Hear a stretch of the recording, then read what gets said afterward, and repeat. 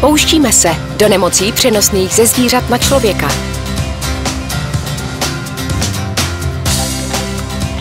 Naše zdraví jsou propojena od severu k jihu, od východu k západu. Pouštíme se do nemocí vznikajících v proměnlivém světě. Spolupráce zdravotnických pracovníků je klíčová. Veterinární lékaři používají inovativní detekční metody a vyšetřují epidemie nemocí.